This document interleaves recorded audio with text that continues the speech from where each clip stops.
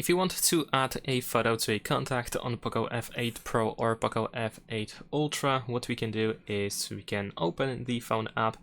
Over here, make sure that you are on the home page, and we're gonna go to contacts. We can tap on view contacts in here, or tap on these three lines in the upper left corner and choose contacts.